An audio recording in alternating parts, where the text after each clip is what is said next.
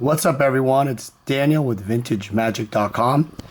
Hope you guys had a great weekend. I just got back from GP Vegas 2017. By the way, my voice is very raspy. No, I was not doing shady stuff. There's going to be a lot of videos, guys, about some of the crazy stuff we did, giveaways and stuff at our booth.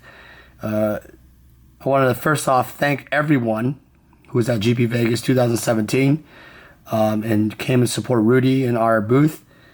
And there was just incredible giveaways. We have all of this video content, pictures.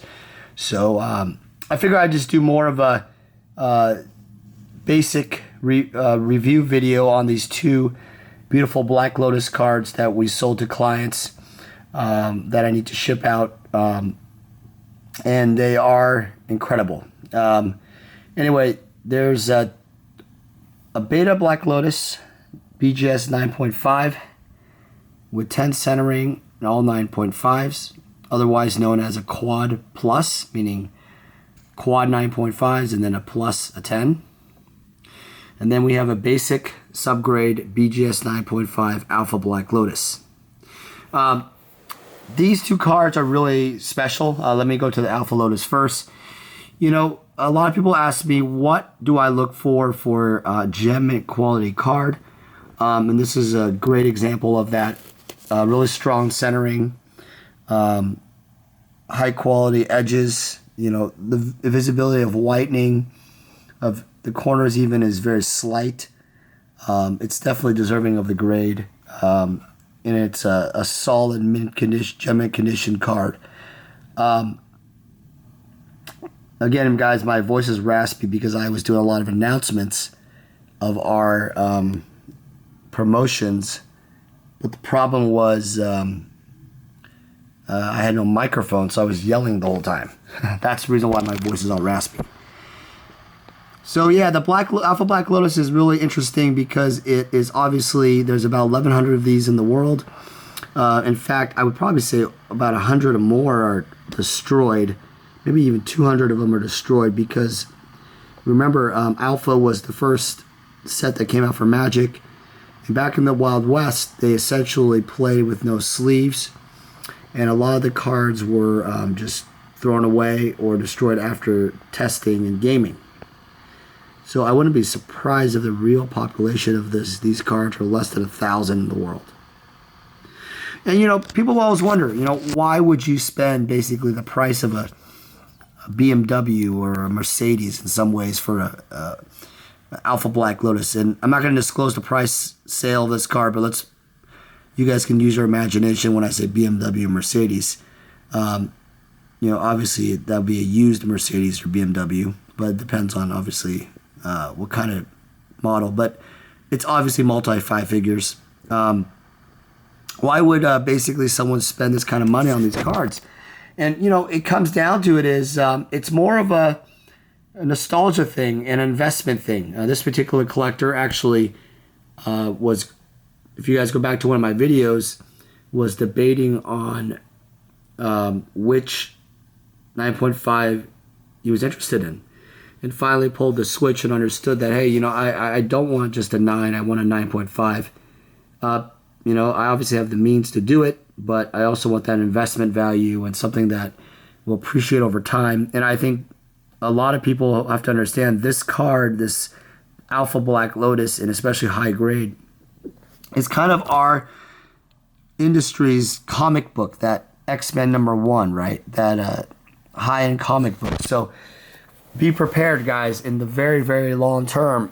I wouldn't be surprised if this thing reaches, you know, 100K, 200K, $500,000, depending on where the game goes. I mean, this would be our comic book, our high-end Superman type of thing, you know, back, you know, for the ultra successful collector for later on.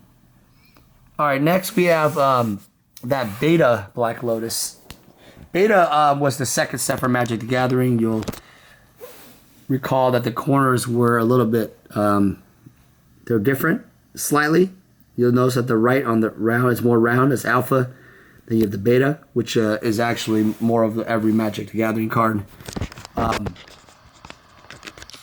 What's really interesting with the Beta Black Lotus is this one is a Quad Plus, which basically means all 9.5s and a 10. And that is ultra significant because in the world of collecting, you can think of it this way. If you are looking for the best, you're trying to collect the best of the best, this type of collectible would be the pinnacle of that. Other than one with 2 10s and 2 9.5s, and then obviously the 3 BGS 10s that are in the market. But I mean, it's almost like a subset within the gem mint condition category.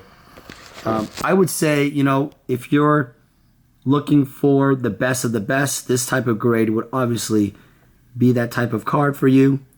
The premiums are much higher in many cases. This card is obviously in some way, like I would say retail wise, as valuable as this 9.5 alpha.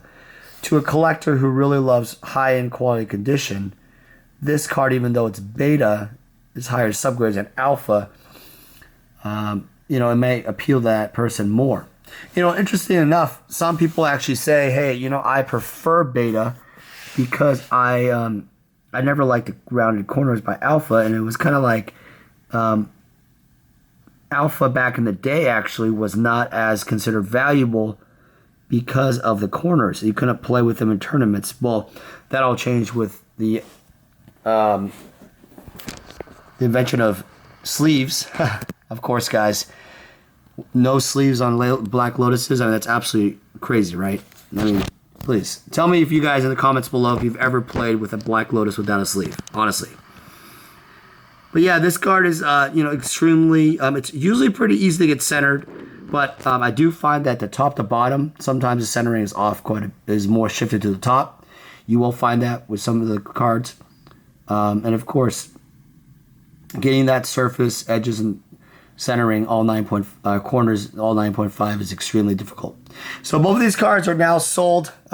They were actually committed to some clients while I was in Vegas, and they weren't actually picked up, but I have to ship them out, and I have to get these out. So I just want to share with you guys. This is a very interesting. There's been a lot of collectibles videos in the past I've done with other items that are sold, but I will try to share with you guys different historical items like this in the future. And if you guys are looking for your own Beta or Alpha Black Lotus, doesn't matter if it's graded, ungraded, played, gem mint, BGS or PSA 10, PSA 9, doesn't matter what grade.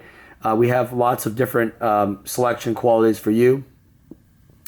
And as always, guys, I really appreciate, again, everybody. Rudy, talking to you, man.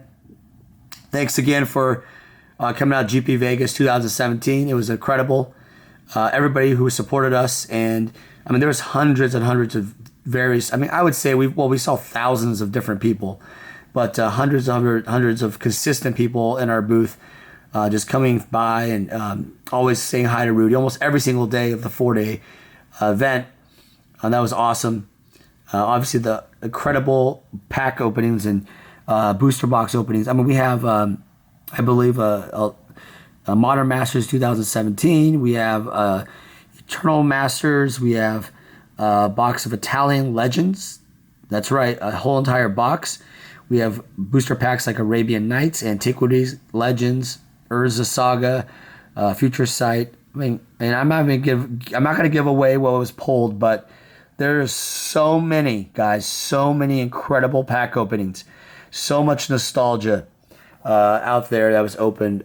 It was incredible. So it was real exciting, guys. And thank you, everyone, again. And I will have some more videos up here. I told you guys before, I am moving, and this week is going to be really challenging, but I will try to put a couple more videos before I move. And I appreciate your guys' patience as I start loading more videos. All right, take care, guys. Have a good one. Talk soon.